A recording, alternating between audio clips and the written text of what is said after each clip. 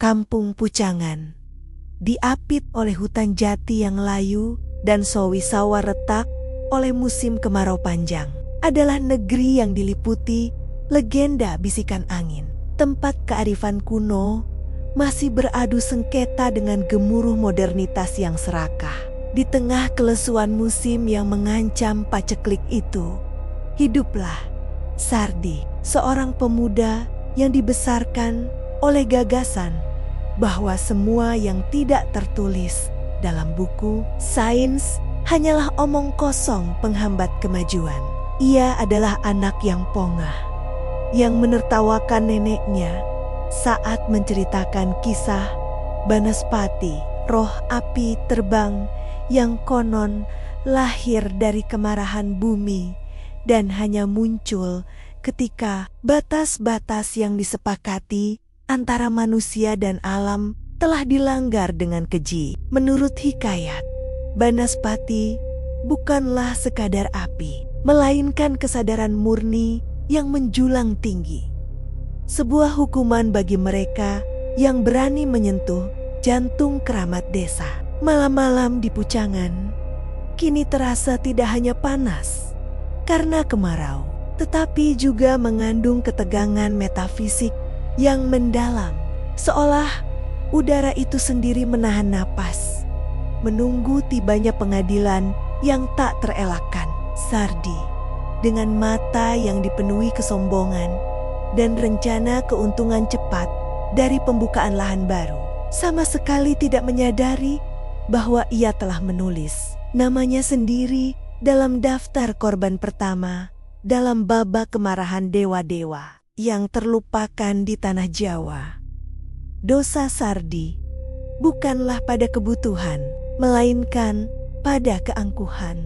Demi mendirikan pabrik pengolahan kopra yang dijanjikan akan mendongkrak status ekonominya, ia memutuskan untuk merobohkan pohon beringin tunggal yang usianya melebihi usia 10 generasi Pucangan. Sebuah situs yang dipercaya penduduk lokal sebagai gerbang dan penyeimbang spiritual hutan. Meskipun telah diperingatkan oleh tetua desa bahwa menebang beringin tunggal sama artinya dengan mencabut sumbu kemarahan Banaspati, Sardi hanya mendengus, memajukan bulldozer dan gergaji mesinnya, merobek serat-serat kayu suci itu dengan suara yang memekakan, seolah alam semesta sedang dirobek paksa. Sejak hari itu, bukan hanya getah dan debu yang bertebaran. Udara di sekitar bekas pohon itu mulai terasa panas secara tidak wajar.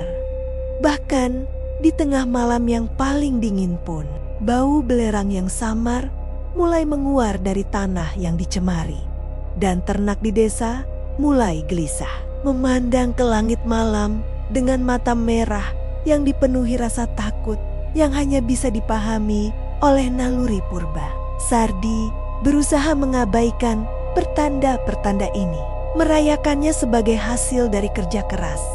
Namun jauh di lubuk hatinya, sebuah bisikan dingin mulai merayapi kesadarannya, mengatakan bahwa keuntungan yang ia raih telah dibayar dengan harga yang jauh lebih mahal daripada emas malam Jumat Kliwon itu. Kekalahan rasionalitas Sardi menjadi nyata dan brutal. Ia sedang memeriksa hasil penebangan ketika keheningan mencekam Pucangan tiba-tiba pecah oleh desisan yang mirip suara ribuan bara yang dicelupkan ke dalam air.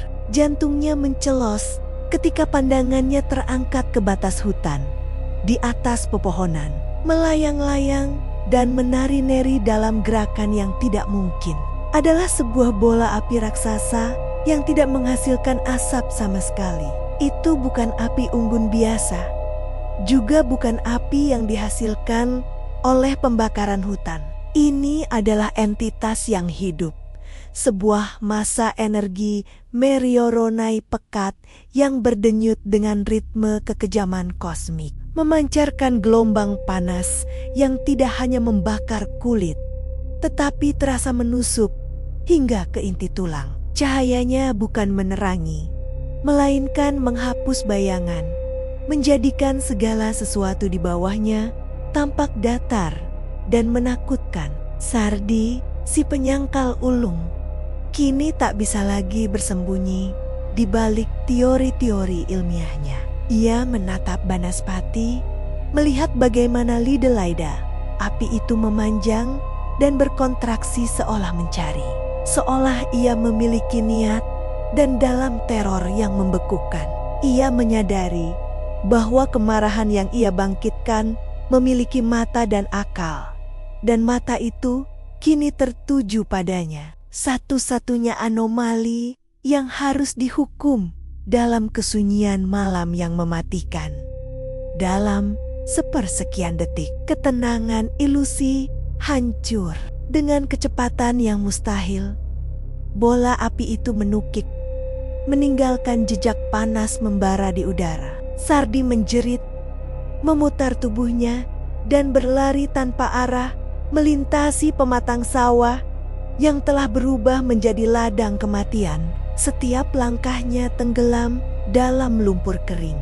Sementara di belakangnya, suara Banaspati semakin membesar, berubah dari desisan menjadi raungan yang membelah telinga.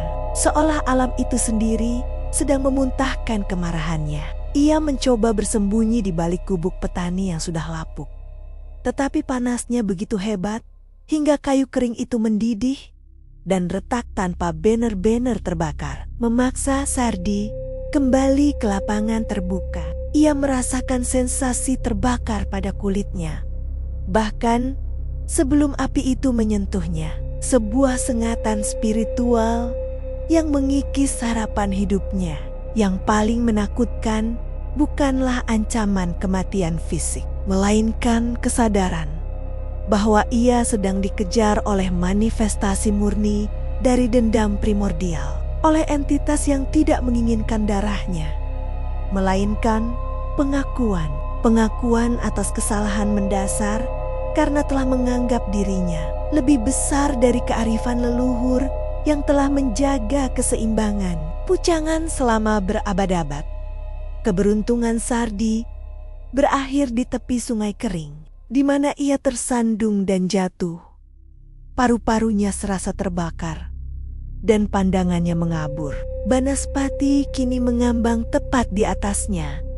Massa apinya berputar semakin cepat, menciptakan pusaran udara yang menghisap oksigen dan suara-suara lain dari sekelilingnya, meninggalkan hanya keheningan absolut yang dipenuhi oleh panas yang mematikan. Dalam cahaya merah menyala itu, Sardi melihat sekilas bukan wujud manusia, tetapi sebuah mata yang tak berbentuk, sebuah lubang hitam pekat di tengah api yang memancarkan rasa jijik dan penyesalan yang tak terhingga. Di tengah kobaran itu, sebuah pesan bukan diucapkan, tetapi diukir langsung ke dalam pikiran. Sardi terasa menekan dan menghakiminya. Engkau mencuri ketenangan. Engkau menghina batas. Engkau mengira kekayaanmu lebih bernilai dari akar yang menahan bumi. Api ini bukan pemusnah, Sardi, tapi pembersih. Engkau tidak dihukum karena apa yang kau ambil, tetapi karena keangkuhanmu dalam mengambilnya, melupakan bahwa segala sesuatu di sini memiliki harga spiritual yang harus dibayar lunas. Panas itu memuncak, bukan membakar jasadnya seketika, tetapi merobek selaput tipis yang memisahkan jiwa dan realitas, mempersiapkannya untuk sebuah hukuman yang jauh lebih kekal daripada kematian fana ketika matahari terbit. Penduduk desa menemukan Sardi di tepi sungai. Ia tidak hangus menjadi abu, namun lebih buruk dari itu. Kulitnya tampak seperti lilin yang telah meleleh dan mengeras kembali. Matanya terbuka lebar, tetapi kosong. penuh dengan refleksi merah jingga yang tidak berkedip, seolah ia telah menyaksikan neraka dan memutuskan untuk tinggal di sana. Sardi tetap hidup, tetapi jiwanya telah direnggut oleh kobar murka abadi Banaspati. Ia kini hanyalah cangkang bisu yang duduk di bawah terik matahari, menggaruk-garuk kulitnya yang melepuh dengan senyum yang dipenuhi kegilaan. Sejak peristiwa itu, Kampung Pucangan tidak pernah lagi meremehkan legenda. Mereka membangun kembali ritual, menanam benih penghormatan di tanah yang telah dicemari keserakahan, dan meninggalkan pabrik kopra yang belum selesai itu sebagai monumen bisu atas keangkuhan yang harus dibayar mahal. Pesan moralnya mengakar kuat, terukir dalam setiap hembusan angin kering, bahwa modernitas tanpa disertai kerendahan hati dan tanpa menghormati keseimbangan alam hanyalah benih kehancuran, dan bahwa ada kekuatan kuno di tanah Jawa yang akan selalu menuntut pertanggungjawaban dari mereka yang mengira diri mereka tak tersentuh oleh api amarah ilahi.